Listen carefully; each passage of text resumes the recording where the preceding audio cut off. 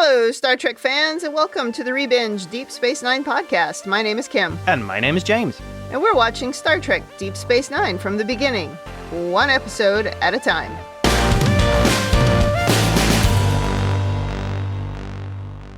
Welcome back to the podcast. Today we are on Season 5, Episode 14, Purgatory's Shadow. This episode aired February 10th, 1997.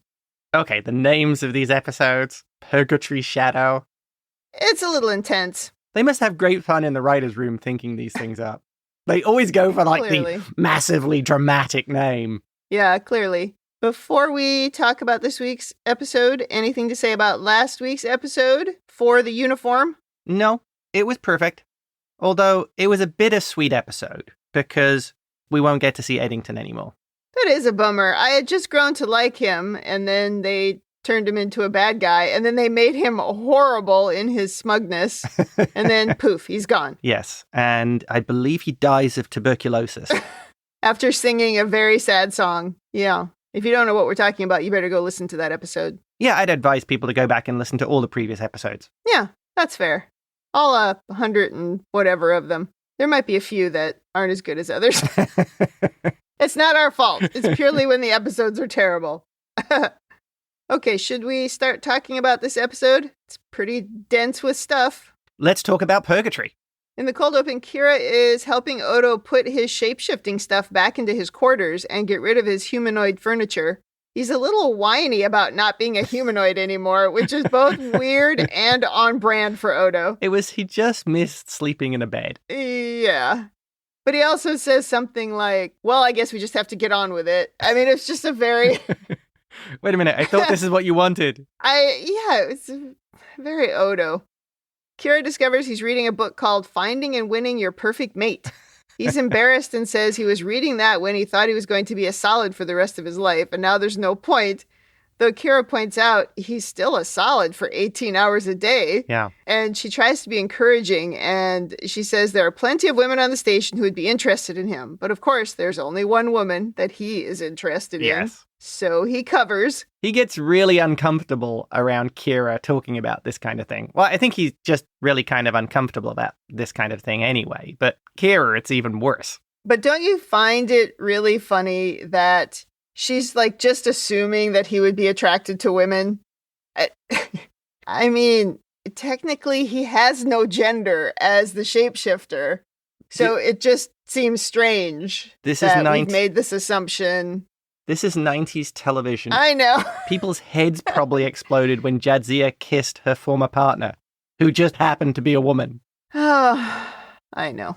But technically he could turn into any form, and he could be attracted to whatever he wanted to be attracted to, but here we are. He really could. He seems quite attracted to, like, bar carts and chairs and paintings. Yeah, paintings was just a phase. Birds. He likes birds. Oh, yeah. Targaryen. Yeah. Some kind of hawk. Yeah. Anyway, I don't know how we got here. Well, we got here because Odo says romance is for solids. And I think that may be the attitude that his people have, which is what turns them into genocidal control freaks. Yeah, it could be. It's not a great attitude. Yeah, they don't actually try to bond with people outside the Great Link. No, they have no respect for anything other than themselves. Well, then Dax calls them to ops, so Odo doesn't have to talk about this uncomfortable topic anymore anyway. He's probably thinking, thank God. Yeah, we go to ops, where we learn that we've picked up a message from one of the listening posts in the Gamma Quadrant, which appears to be Cardassian, but the computer can't decipher it. Sisko wants to know what it says right now, and Odo reminds him they have someone on the station who is well-versed in Cardassian military codes. Yeah. And Sisko's like, oh, right, get me Garak. Why does he want a tailor at this time, who was once a gardener on Romulus? Yes, good question. Now we go to the Replimat, where Garak returns to the table with Zael and Bashir to say that the message they picked up was just a disappointing 5-year-old planetary survey report. Bashir says it could have been from the survivors of the Cardassian fleet lost in the Gamma Quadrant, though Garak says he gave up hope of that a long time ago. This surprises Zael, who didn't think Garak was the giving up type. Yeah. And then Garak abruptly excuses himself to go back to hemming pants. When he leaves, he and Zael dramatically put their palms together. It's very cute. Oh. She finds him fascinating and knows that her dad would not appreciate that fact. And maybe he would also not appreciate that Garak is the same age as her dad. But anyway, different issue.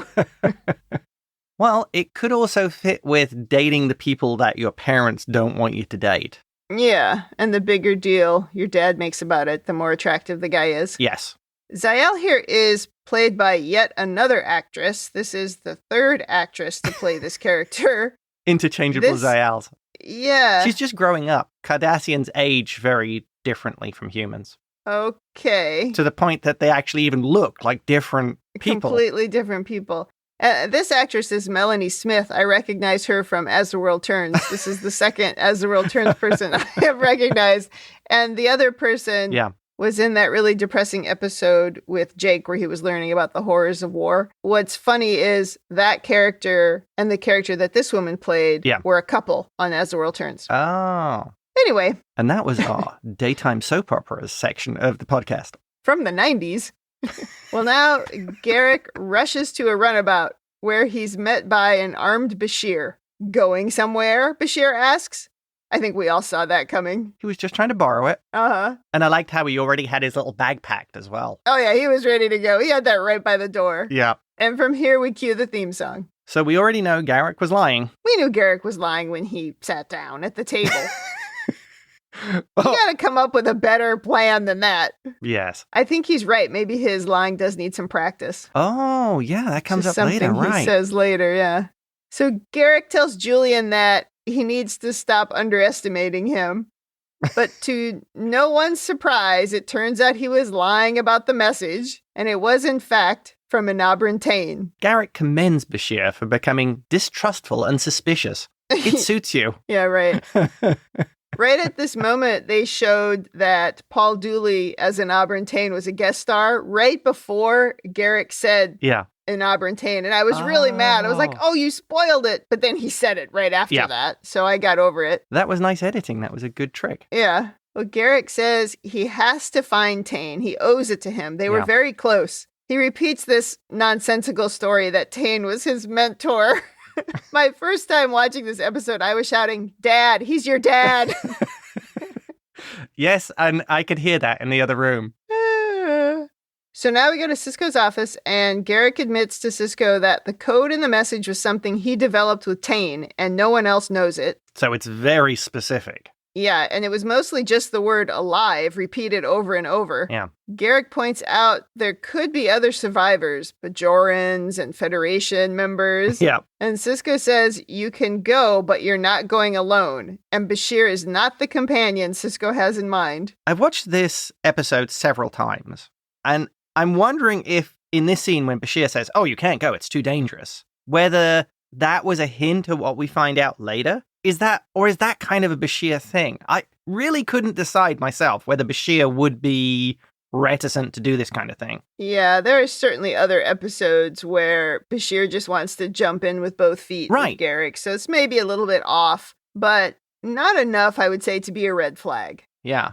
Because he's not wrong. It is dangerous. And before we leave this, aren't you surprised Garak actually told the truth here? Why didn't he make up another lie? Is this going back to your point that maybe he hasn't had the practice? He's out of practice, yeah. Maybe. I think he has also found with this crew, sometimes it is better just to tell them what's actually happening. He seems to get more support from them when he's honest. That's a good point. But that's never his first reaction. Yeah. Maybe he has learned that if you ask the Federation for help, they will often help you, especially this crew, like you said. Yeah. Well, now we have a silly argument between Worf and Dax, as Dax is annoyed that he didn't tell her he's going into the Gamma Quadrant with Garak, and she had to hear it from Sisko. He asks if she came to wish him a good death in battle, and she says, no, I came for these. And she takes his opera 8 tracks from his garage apartment, and then she kisses him goodbye, and he looks so confused because, who knows, what a stupid scene this was. Yeah, I was in two minds about it, because I can get the annoyed part at not telling the person you're in a relationship with that you were going on this mission. Not the fact that it's a mission or anything, but just not telling them and waiting for your boss to let it slip. But also, this must be their everyday. Does he have to tell her every day what orders he got from their boss? I think you would make the exception of if it was something dangerous like this. Putting this in my perspective, if you were about to go off into the Gamma Quadrant, which we've already determined is the quadrant of the worst people in the galaxy. Yeah. I would really hope you tell me and not get a text from your boss saying, Kin's in the Gamma Quadrant, lol.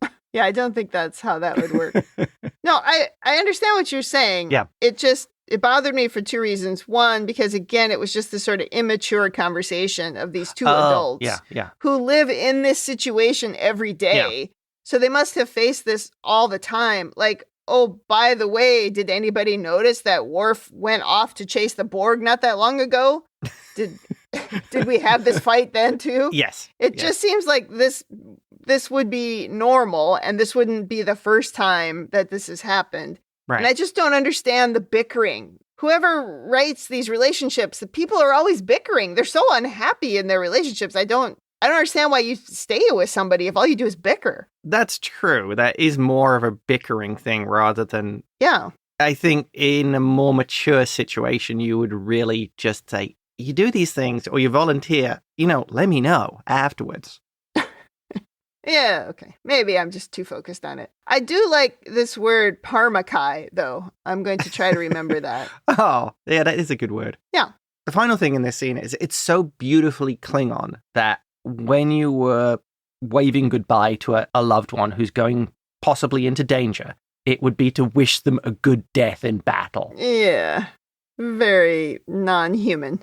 Well, now we are in Quarks, and Ziyal is telling Garak that she doesn't want him to go. Funny how this is just like a mature conversation between two people.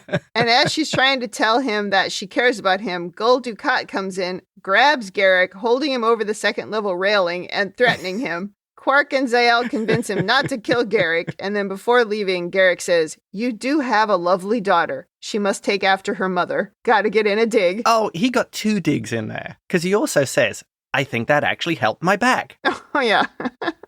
I forgot that one. I can't help but having sympathy for Garak because he is so broken. She is basically expressing her true feelings towards him. And that she really likes him. She finds him interesting and charming. And he's so broken, he really can't accept it. No. Or isn't willing to make that step and say, I actually kind of care about you too. It's the constant self-deprecation. Yeah. And also not wanting to put your heart out there because he had the ultimate heartbreak when he was kicked out of the place he loves by his dad. I mean, the closest he comes is he says, "I'm exiled and alone, but when I'm with you, I don't feel so bad." Yes. And it's like, oh, Garak, so broken. Yeah, but also maybe he doesn't have romantic feelings for her and just likes being in her company and doesn't know how to express it. Well, what's the fun in that? Like, real life, normal relationships that people have with each other that don't have to have an undercurrent of anything else. Happens all the time in my workplace. Hey, I see what you mean. Yeah, I'm shipping them and I'm sticking with that. Oh my God. All I know is that the actress who plays Ziyal here, she's 59, and both Andrew Robinson and Mark Alaimo are 80. I looked it up. Well, after Garak leaves, Dukat just gets more annoyed when Ziyal just keeps defending Garak, so it doesn't get any better after he leaves. Do you remember a few episodes ago in Things Past, the insult spoonhead was used to insult Cardassians? Yes, I do. I cannot unsee the spoon now. Really? Especially on Garak, I guess, because he's the one we see. But I can't unsee it now. It's annoying. Also, because he hasn't been back for a while, I really see the whole neck thing that Dukat has going. He has the perfect upper body for a Cardassian. Yes. It's almost like, the makeup and the costume was made for him. Yeah. And it looks weird on anybody else. He played the first Cardassian that we saw on TNG, if I remember. Yeah, he was one of them. He wasn't the only one. Yeah. So now on the way to the runabout, Sisko tells Worf that this is a reconnaissance mission, and he's to avoid Dominion ships at all costs. He wants Worf and Garak back in one piece.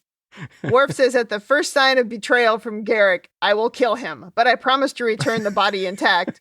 Sisko asks if that's a joke, and Worf says, we will see. Sometimes I wonder if Sisko really doesn't get Worf or the Klingons in general. Yeah. Do you think this is because of Starfleet and the Federation and how humans have evolved socially at this point? So this sort of bloodlust attitude is now alien to them. So the Klingon mindset of him saying something like that, you're like, what? I really don't understand it. Do you mean, do I think humans have evolved away from thinking that way? Completely, yes. I suppose that's supposed to be the implication here. If we thought back to the original thought about the Federation and that humans had evolved into being something better, I think we have backed away from that on Deep Space Nine on purpose because it's a little bit boring. But yes, I imagine so. You remember that episode, The Passenger, where Sisko and company, they were all really shocked when the person who was chasing Vantika just killed Vantika, although it wasn't a person, he was just a petri dish at that point. Yeah, it was like the memory core that contained him. Right, and exactly. And I think that the implication there was they couldn't possibly understand that kind of punishment. Yeah. But that person was just like, yep, deserved, gone. That's what we do on our world. So I think you could equate it to this. Yeah. Worf wasn't joking, though. No, Worf wasn't joking. Although if Sisko had said to him, I forbid you from killing him, he would have said, fine. Because I feel like that's what Worf does. He says the Klingon thing. Somebody tells him, don't do that. And he's like, ugh. Well, now in the runabout, Garak is basically torturing Worf, pretending he wants Worf to sponsor his application into Starfleet Academy. Oh. Eventually, he admits he's lying, saying it's a skill he needs to practice, his lying. This further irritates Worf. Probably the worst two imaginable to be on a runabout together. Yeah, not friends. Maybe the only thing worse was when Kira was trapped with Dukat. Oh, I suppose Worf is talking to him rather than saying, make the Ferengi wait in his quarters. Remember what he said about Garak was, Cardassian spies are not welcome on board or something. That's true, yeah. Yeah, but I would think that the Ferengi would just be annoying. Yeah. Whereas Worf thinks that Garak is dangerous. Oh, which is not inaccurate. Yes, I think we had multiple instances of how dangerous Garak can be when he needs to be. Yeah. So now Dukat comes to whine at Kira in the Replimat about letting Zael get close to Garak. That is the best description of that, yes. Yeah, he calls Garak a heartless, cold-blooded killer, and Kira says, yeah, he's a Cardassian. Both Kira and Sisko know how to talk to Dukat. I love it. Yeah, I wrote that down and went, lol. That's a pretty good answer. She says Zael can make her own decisions because she's an adult. Yep. Dukat, with his giant ego, says Kira did this on purpose to irritate him. Yeah. Kira points out she brought Zael to the station not as a favor to Dukat, but as a favor to Zael. He says, you've betrayed me, and I promise I won't forget it. And she says, if that's a threat, I am not impressed. Oh. And he finally leaves, and she just sort of sighs. He goes straight to victim here. Yeah. You did this on purpose. Oh. Yeah. He's a mess. It's a great scene because he's doing that Cardassian, or is it Dukat? No, it's Cardassian. The huffing and puffing. She doesn't even pay attention. When he's making those threats and saying there was a time when Bajorans took Cardassian threats seriously. Yeah. And she just replies with, not anymore. She doesn't even stand up. She just carries on sitting with her coffee while he's, doing that Cardassian bluster. And she's like, yeah, I know what you all really are. Yeah. It's so great seeing Dukat as this symbol of the Cardassians and Kira just not fazed by them at all. Yeah. It's like, I've seen through the rust. There isn't anything to you. There's a scene later when Dukat comes in and Kira sort of looks at him, and I thought, are they trying to convince us that really she was playing an act? But I don't think so. I think she's got no interest in Dukat or fear of him. No. Well, back to the runabout we go, and Worf has found the source of the coded signal, and it's too deep in Dominion space, and they can't go any further. But Garak says there's no sign of Jem'Hadar ships anywhere around them, so he proposes they go through a nearby nebula to avoid detection and get a little closer to the signal. There's always a nearby nebula when this is a problem. It's very convenient. Is it some kind of nebula, or is it just a nebula? It's almost like a Harry Potter invisibility cloak, just when we need it. The Eagles turn up. Or the Eagles turn up in Lord of the Rings. So finally, Garak talks Worf into going into the nebula, but almost immediately they run into like 100 Jem'Hadar ships, and Garak says, oh, maybe this wasn't such a good idea after all.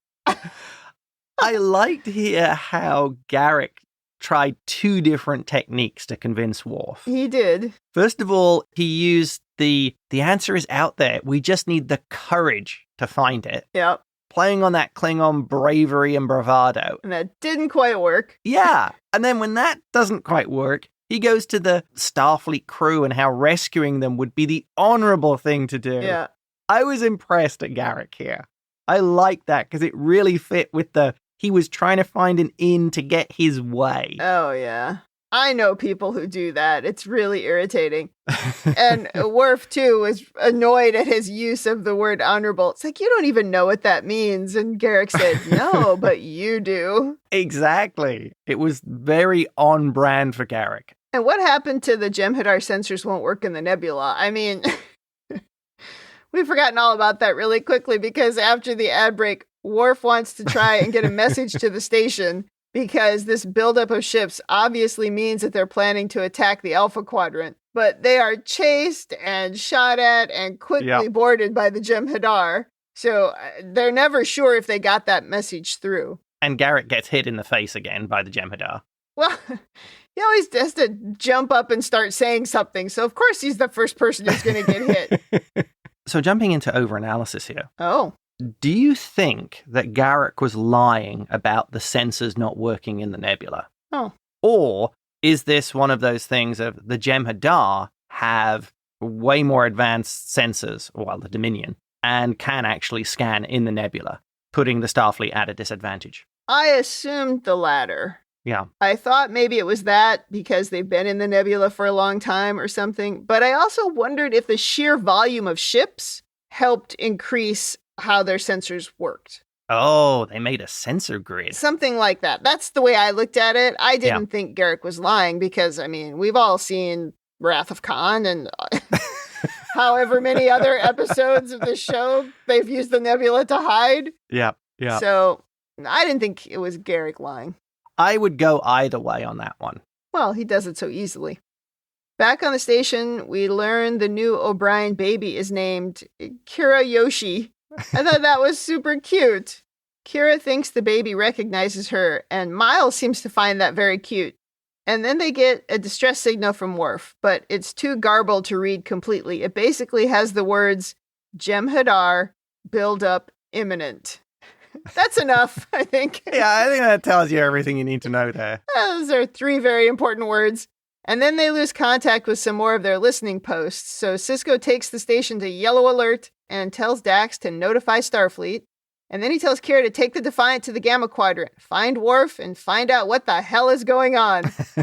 And she asks what to do if she finds an invasion fleet is on the way. And he says, then get back here as soon as possible. And God help us all. So this is, again, a Starfleet vessel being commanded by a non-Starfleet personnel. Yes, indeed. And I'm a little foggy on why Worf didn't take the Defiant when he went into the Gamma Quadrant, but especially since he thinks it's his car. Okay, headcanon on that. Yeah. They need the Defiant to defend the station. Right, we've talked about that, yeah. And also, I think taking one of the runabouts would be lower key, so it would be quieter, might attract less attention. Yeah, fair enough. Sisko mentioned a couple of episodes in Rapture that there was this coming Dominion war. So why are we surprised? Why wouldn't we have already been preparing for this? I don't get that. Why everyone there wasn't going, oh yeah, remember? Yeah, we just forgot about it. I wondered if maybe he didn't remember all the things that he said when he had that thing going on. But he didn't say it to no one. People were listening when he was saying things. Said it to Kira. He said that to Kira, exactly. So wouldn't they have been already preparing for it? Especially with the Bajorans. I mean, he's the emissary. Right. And the things that he was saying were happening. He was right I don't know. I thought that was funny that all of a sudden we're surprised. Well, there might be a little bit of an explanation later on, so. Okay. Well, now we go to a rock floating in space, which I guess is an asteroid, that holds a Jem'Hadar internment camp. Garak immediately gets into trouble by talking too much because he just can't help himself. Yes, it's a sickness. It definitely is. The Jem'Hadar in charge says, there's no release, no escape, except death. Sounds a bit final. And if you notice, it's internment camp 371 for the enemies of the Dominion.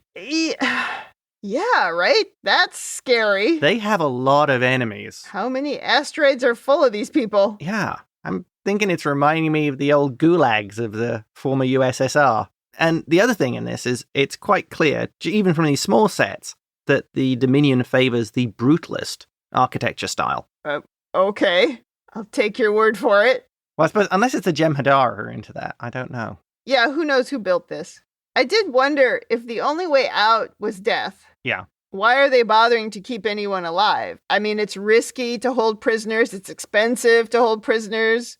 Why would they even care? Especially after they tried to wipe out that one whole civilization. Yeah. What would they find in the value of prisoners of war? I would guess a couple of reasons. First one would be as hostages. Yeah, that's fair. The next one might be that you can use them for prisoner exchanges or for getting something you want. Like, let's say the Federation was able to capture a changeling, then offer a trade of, we'll give you some humans for the changeling back, that kind of thing.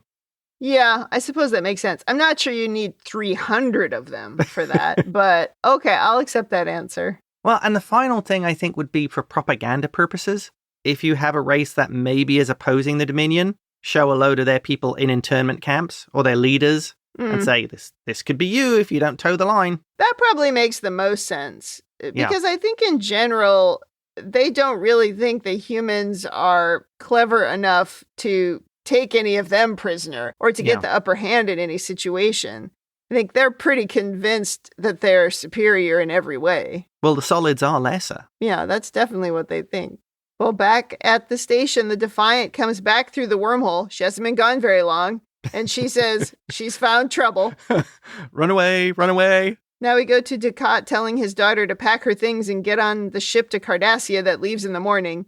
He says there's a Dominion fleet on the way and this place isn't safe any longer. She protests, but he says there's nothing to discuss. I did wonder here how he knew this, who told him. And I also weirdly made note of the fact that he said a Dominion fleet is coming rather than a Dominion invasion.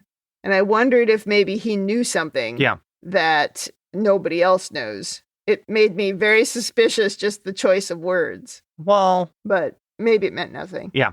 Back in the internment camp now, we learn the prisoners are allowed to move around the encampment, but there's nothing outside of the atmospheric dome but an airless death.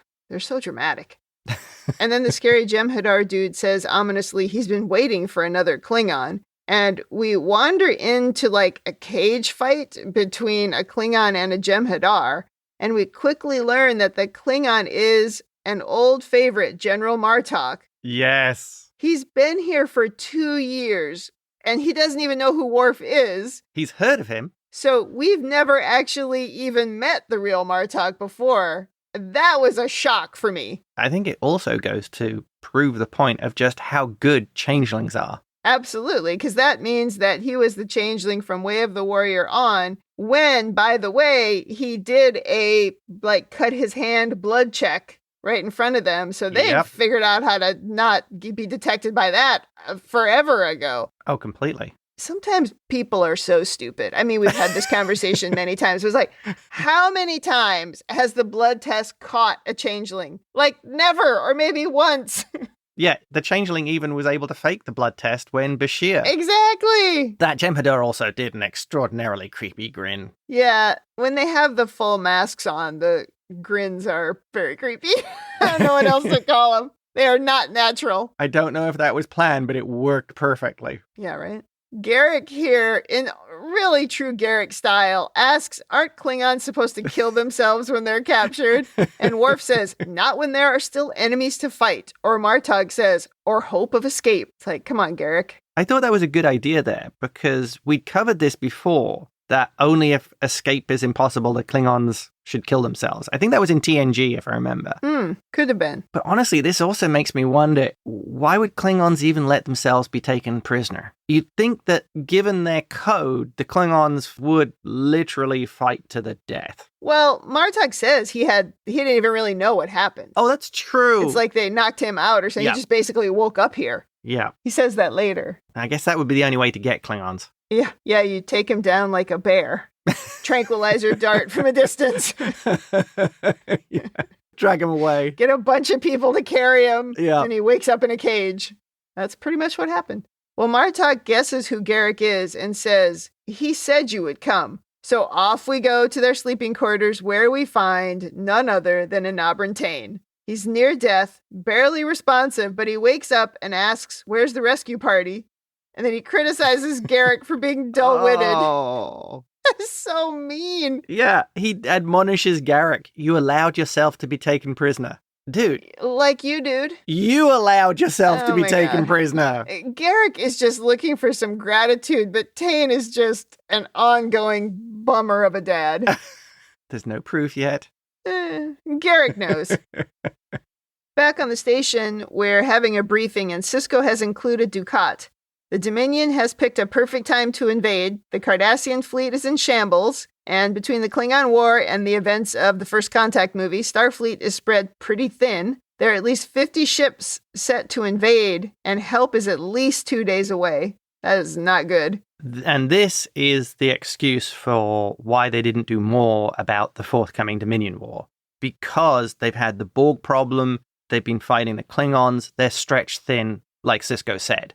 So I think if you're given the option of it might have just been a vision or it might have been real, Starfleet's going we're going to pretend it's a vision because we can't do anything else right now. Well, Starfleet, yes, but anyone in the Federation would be at risk. Yeah. And so don't we have any allies who have ships? But I think Starfleet is supposed to handle all that. But I guess you mean like getting other people, like doing what the Maquis are doing, strapping missiles to your pleasure cruiser. When you know it's coming. Yeah, and parking it by the wormhole. Why not? Okay, that's a really good point of if you like a sort of a civil defense type of approach to Federation security. Yeah. I like that idea. That's a pretty good one. Sisko says there's no way to defeat the Dominion. The only hope is to prevent the invasion by destroying the wormhole. Kira, of course, is like, but the Celestial Temple and the prophets. Sisko says the Trill scientist Dr. Khan from the episode Rejoined, which was Dax's ex-girlfriend, wife, whatever. Former husband. Dax was the husband. Really? Oh, yeah, that's right. That's right. Devised a way to seal the wormhole without actually destroying it or damaging it. That's what they're telling Kira. Yeah, well, they're not entirely honest, those Trill scientists. It probably won't kill the prophets. Yeah, she's like, but Bajor will be cut off from the temple. And here I thought two things. First, I thought we trusted the emissary. Absolutely. Apparently not right now.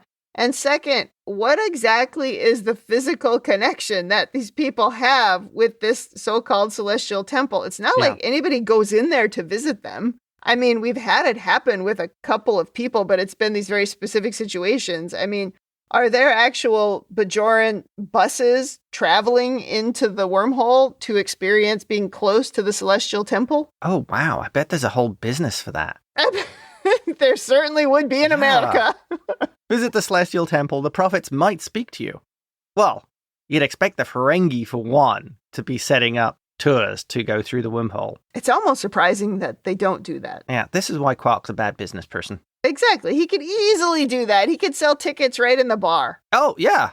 Aye. He really needs Pell back. Yes, he does. So Sisko says the prophets always find a way to communicate with Bajor when they need to.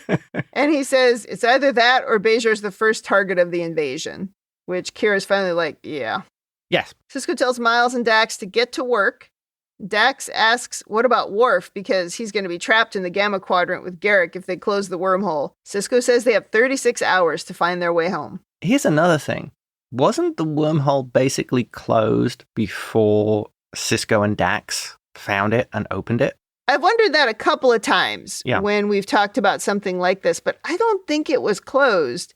I think they just didn't know where it was. And space is big. I guess nobody had accidentally stumbled into it. Oh, okay. That's the way I've interpreted it. Okay, that's a good point. If you had to be very close to the entrance. Yeah, I think you do. Plus, with aliens that advanced, if you close the wormhole, wouldn't they just open another one? Yeah, I think we gloss over a lot of that stuff. Exactly. Did the aliens actually create the wormhole? Could they just create a different one? And to them, what's the point of the wormhole? They don't go anywhere. So I don't know. It's a good question. Then again, they are prophets or gods, so they probably move in mysterious ways. Yeah. And they also really don't care what anybody thinks about them. Because they don't have to. Well, they're corporeal. And in linear time. Now General Martok is telling Worf and Garak that this asteroid used to be an ultradium mine. I know we've heard that before. I can't remember which episode. But there was no atmospheric dome, so each of the barracks has its own life support system embedded in the walls. Tain used that to create a subspace transmitter. Martok says the Cardassians are clever people. I don't think he spent a lot of time around Cardassians.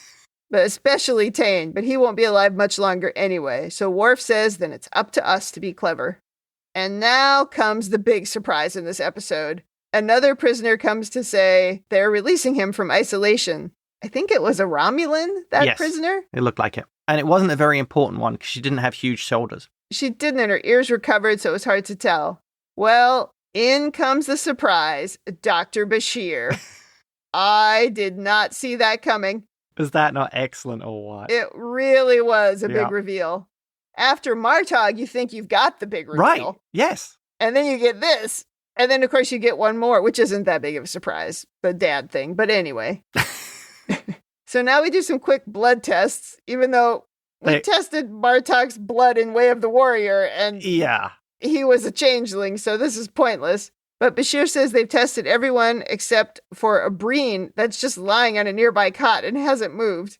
And Bashir says he doesn't have any blood. Okay. The cast member passed out through heat exhaustion. Yeah, maybe. Well, here we learn that Julian has been here for over a month. And this is the second time Bashir has been replaced with a changeling. Yeah, I think that was in that episode, The Adversary, which was the end of season 3. Yes. Clearly the changelings are queuing up to imitate Bashir. Well, he's a good-looking dude.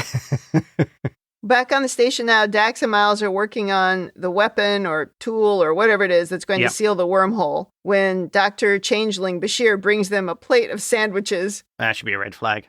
Miles calls him a gentleman and a scholar. Yeah, that should totally be a red flag. It's very suspicious. Do you think that was a red herring for us to think he was going to poison them? Oh, I didn't think that at all. But I guess I thought he was trying to see what they were doing so he could stop it. Don't you think? Why would he poison them? A huge part of his job is not to be detected. Yeah, good point. Okay. Well, now Dukat is waiting for his daughter to board the transport back to Cardassia, but she is not leaving. He says, when I give an order, I expect it to be obeyed. She's like, I am not a soldier, so no thanks. He says, you have to trust me. Things are going to change on Cardassia, but he can't explain why. Very suspicious. Yes. Dukat is annoyed that she's going to wait here for that despicable tailor, but she promised him she'd wait, so she's not going anywhere. And Dukat says, well, then stay here and be damned. This is a very dramatic line, and they've used it a few times on this show, so somebody really likes to use it. It also so fits with that bluster and just puffing that makes Dukat what he is. Yeah, it's ridiculous. Now, Garak is ranting to Bashir about spending his whole life trying to please Tain. He's like, I should have just left him to die. He thought at the end of his life he'd be different and would forgive Garak, but Bashir doesn't think Tain is the forgiving type. Martok comes to say that Tain is on his way out, so we go back to the barracks. Yeah, Garak also says, sentiment is the greatest weakness of all. No, it's so sad. Yeah. He's a tragic figure. Yes, exactly. That's what I've thought for a while. People really like Garak, but he is so tragic. Yeah, he is. In how broken he was. Garak comes to say goodbye, and Tain is a bit delirious, but he tells Garak to not die here. He says, escape and make the Dominion pay. And Garak says he'll do it on one condition, that Tain asks the favor not as a mentor, but as a father asking his son. Boom. This is when I shouted, I knew it! Now you know why for the longest time I've been avoiding saying anything about that. I am not great at predicting things, and I actually try not to because it just sort of ruins it for me. But this one was so obvious. I mean, that whole thing where he would do anything for him, and everybody's like, why? He's a terrible person. Yeah. He's the one who exiled you. But at the same time, you're like, well, why did he exile him and not kill him? Well, of course he was his dad. It's ridiculous. I will admit, I did not see that. What? When I watched this originally, I did not see that. Wow. Here's my thinking. I always thought that Garak's purpose through the story was to get forgiveness from Tain so he could go back to Cardassia, that he betrayed him. And what was driving Garak was a sense of loyalty and guilt about what he did to his mentor. And this was the way of getting back to Cardassia where he wanted to be. And I didn't think it was a father figure. I didn't think he was the father, but a father-like figure maybe, but still only a mentor. When this happened, I was like, oh, wow. I did not see that one coming at all. Well, I thought that at first, but then they had that scene where we met the housekeeper and Garak knew her and she knew him. I mean, and by the way, she was from Young and the Restless, so we have a lot of ties to old soaps from the 90s. Part 2 of Soap Operas of the 90s in the podcast. And we had that other one from The Young and the Restless in that episode with Garak and Bashir where they went down to Bajor. I need to do a whole spreadsheet. You really should, yeah. It's Dallas in one tab, soap operas in one tab. I guess Dallas is also a soap opera, but a nighttime one. But anyway, in that scene where we introduced the housekeeper, that was where I was like, come on, this is totally his dad. How is it not his dad? This guy killed everybody or had everybody else killed, but not Garak. To quote Tain, a man shouldn't allow his enemies to outlive him. Again, another clue. Given clues to the end. That is another good one, yeah. Yeah. Well, at first here, Tain denies being the father, but Garak presses him to not deny it now in, this moment. Yeah. And Tain says, I should have killed your mother before you were born. You've always been a weakness I can't afford. I mean, father of the year, this guy. He's the worst. Oh, he is Dr. Mora levels of bad father. He's worse. He's worse than Dr. Mora. This guy is terrible. It's hard to disagree with that. Ay. Garak just wants a father for this moment, but Tain tells him some story about when he was a child, and he was proud of him on that one day. It was really pathetic. And holds his hand. And then he just dies. It's just so terrible. It was obviously very meaningful to Garak. That moment, because it was the only time he'd ever been a father to Garak. Yeah, when he was 5. I mean, it was horrible. It was so depressing. And he was a father to him, and he was so proud of him because he kept getting back on, I think it was... A riding hound.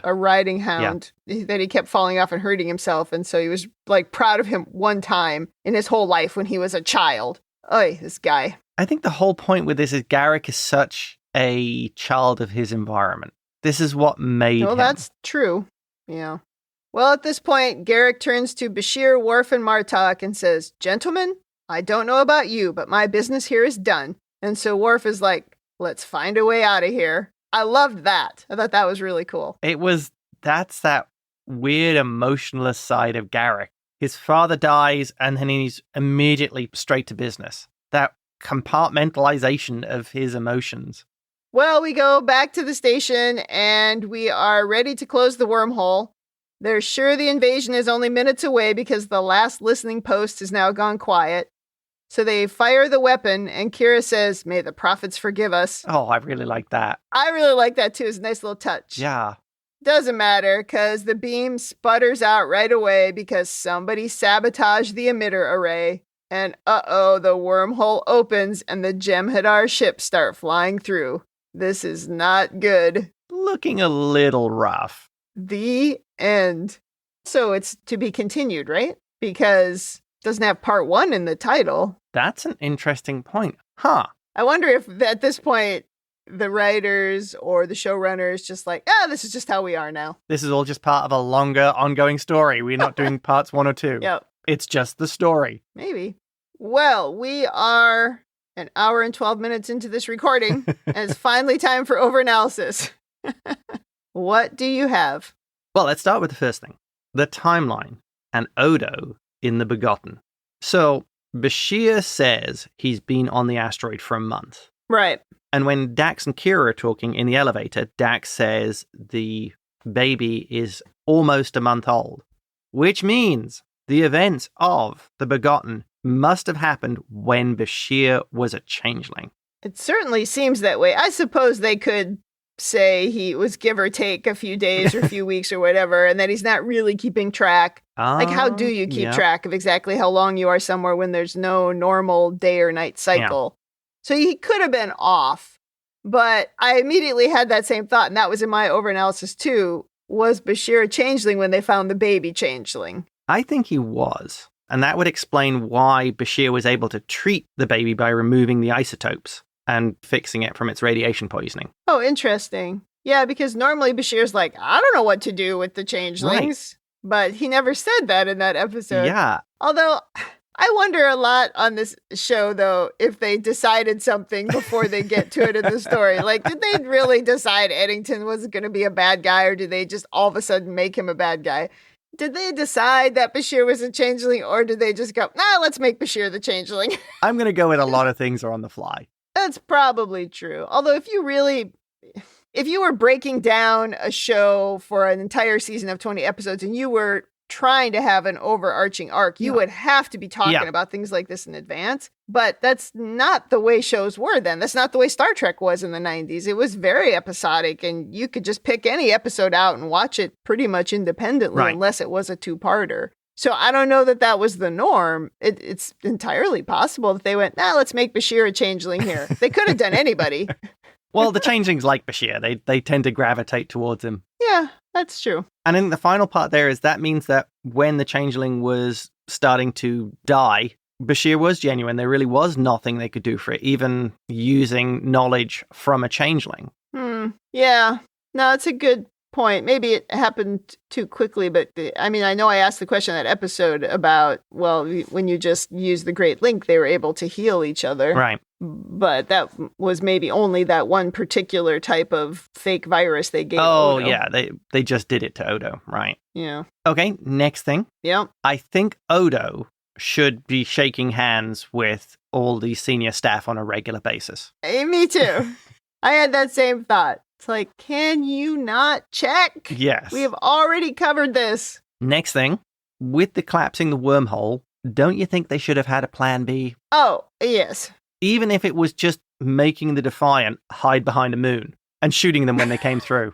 They should have moved the whole station behind a moon. Also, how many ships were involved in the Klingon attack on the station? Yeah, I thought we counted 50-ish at that time as well, although it's not the same with the Jem'Hadar. True. Because the Jem'Hadar found ways through their shields, can just beam wherever they want. They're not going to come in with a bunch of damaged ships or salvaged ships that the Klingons are kind of known for. That's true. And they're all about killing. Because I was wondering if, given how many photon torpedoes they had and the weaponry on the station, if it wouldn't have been a good idea to basically park the station at the mouth of the wormhole and just blast anything that started coming through. Take the Defiant, detonate its warp core. I had a totally different thought. What was that? Why would Sisko not try to enlist the help of the wormhole aliens? Why does he never do that? Because he's still struggling with the I'm a Federation officer versus I'm a religious icon. I think... But he knows they're real. He knows they're real. If they're aliens or prophets, doesn't matter. He knows they're real because he's talked to them. He knows how to get in touch with them. He's gone into that wormhole in other situations and just been able to talk to them. He could do the same thing. Why doesn't he ever try? Just be like, this is just another alien race who can help us. Interesting take. I frequently wonder that. Well, you could always threaten them. We'll send the Ferengi in. With their tours. I'll send Quark in here. We'll send Quark in doing the Celestial Temple tours. Yeah. Next thing, I think we see more of that Cardassian attitude to Bajorans when Dukat is talking to Kira, and he describes it as exposing her to your backward superstitions. That's part of your cultural heritage. Yeah, what a jerk. This is your own daughter. Oh, he's just terrible. We had some bad fathers in this episode. Oh, I think, this is the bad father episode. You've got Dukat and Tain, both the worst examples of fatherhood. And no Jake, so he didn't have anything to offset it. Oh, that's true. Yeah, Sisko and Jake would have lifted things up. Yeah. And my final point is, yeah, regarding the Jem'Hadar and Camp 371, they obviously weren't giving medical attention to Tain, as far as we saw. Yeah. I would think if you were keeping the people there, you would want to keep them alive and healthy, or relatively healthy, especially if you could use them or trade them or do something with them. So you'd want to keep them alive. And someone like Tain would probably have had higher value. Yeah, just to the maybe one or two surviving enemies who would pay to kill him. Yeah, but maybe they looked at Tain as sort of the worst type of prisoner because he led that attack on the Founders. Right. And so maybe they didn't care about him at all. Although I again question why they would have kept him alive. But yeah, this was more of a punishment for him than a regular prisoner, perhaps. Okay. Maybe. I'll take that. But also he was no fun. He wasn't able to be in any of the fights. They couldn't use him in a cage match. Yeah. So he seemed pointless to them. He could just play cards and they weren't really interested in that. Exactly. In his old man sweater. Yes. He could, knit sweaters maybe. Mm. And with that, I think that wraps up my overanalysis. Over to you. Okay, I only had a few points. One was, why is nobody concerned about that Breen dude who hasn't moved since they arrived? He's just like a body on a cot. The Breen have a long sleep cycle. Apparently, like 2 years. See you in a month. Oh, we already talked about how I've known for 2 seasons that Tain was Garak's dad. It felt like the worst kept secret on this show. And that was even without me having any spoilers. Very impressive. I try to avoid spoilers, but they still happen. I'm very excited to have General Martok back. I really like that character. It was totally surprising that he comes in, he doesn't know Worf, he doesn't know anyone. Yeah. But he is just like, he's in. Let's go. I really like that. Well, and that actor plays such a great Klingon. Yeah, he's great. Along with Gowron, just absolutely epitomize the Klingons. I hope something good happens with him. I mean, I hope he sort of takes over for Gowron or something big. I hope this isn't just sort of the end of him, that, we don't see him again. But I definitely was happy to have that character back. It's not a spoiler, but we do see more of him. Okay, that's good. And the only other thing I had was, there's something up with Dukat, but I don't know what it is. And I know you can't tell me. But there's something going on, because he talked about changes coming on Cardassia, and I don't know. And he doesn't seem to have changed. He does not seem to have changed. And I know in the thumbnail for the next episode is that scene we've seen every time we go to Cardassia. We show those 2 guys standing on the rooftop listening to the propaganda video. They do that every day. It's just their thing. I see that's coming in the next episode. I hope I'll learn that he's up to something, or he knows about something. Yes. But that was all I had in my overanalysis, none of which were analysis points. So let's go to women in the future. Okay. Zael, who was like a teenager a season or 2 ago, is somehow in love with Garak, who is her dad's age. That's a little creepy. Well, you have to look at it in soap opera terms, because in soap operas, the character would go away for a few weeks and come back like in their mid-20s. Same thing here. That's true. They would send away a kid and then they'd come back and they'd be 15 or 30. I mean, she could be looking to him as a mentor or just a friend or someone of interest, but I don't know. The whole thing feels just a little bit off. I am very glad to have Kira back to full capacity in the episodes again. I think the show really needs her, and I think she was really missed while she was having a baby in real life. I did think that Dax was very badly used here. They stupidly made her act like a child when she found out about Worf going on a mission. I didn't like that. I mean, this must happen all the time. Why would she be surprised or annoyed or just act so immature? Yeah, again, it's just this sort of bad relationship vibes and childish behavior that I just find so silly. It doesn't really, it's not like it ruins the episode for me. It's just like, oh, you didn't even need that scene. I don't understand the point. You could have used that scene for so many other things. But otherwise, there's really not much to say about women in the future. That wasn't the point of this episode. So let's go to rating. Thumbs up, thumbs down, or neutral. What is your rating? 2 thumbs up. I can't tell you how many times I've watched this episode. Absolutely great. I have really enjoyed this one. It's one of those episodes where I remember watching it back in the day, and the shock with Bashir, and then he is his dad with Garak and Tain. Just great. Really enjoyed it.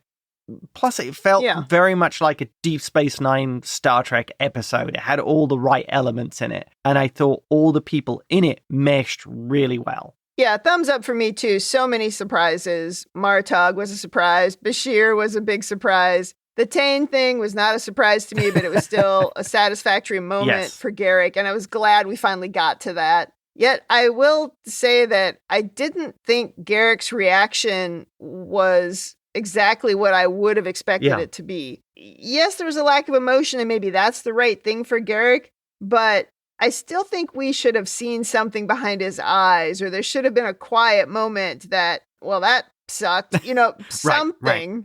So I thought that was a little bit lacking in a punch. It's not that I wanted tears, because that wouldn't have fit. Yeah, not for Garak. But I was missing the emotional gut punch, I think, that it really would have been. Yeah. But otherwise, really excellent episode, really entertaining. I'm very excited to watch what happens from here. I've heard about the Dominion War now, so I guess here it is. Well, and Sisko gave you a spoiler 2 weeks ago. He did. They should put on that episode, spoiler alert. Spoiler alert. All right, I think that wraps up Season 5, Episode 14. Come back next week for Episode 15. In the meantime, if you'd like to tell us your own overanalysis of this or any episode, or if you just want to say something nice, you can email us at rebingeit@gmail.com or tweet us at rebingeit. We're also on Instagram and YouTube at rebingeit. You can check us out on talkthroughmedia.com, where you can leave feedback there for individual episodes, and you can also listen to all of the other Star Trek podcasts on our network. Thanks for joining us on the Rebinge Deep Space Nine podcast. That's it for me. And that's it from me.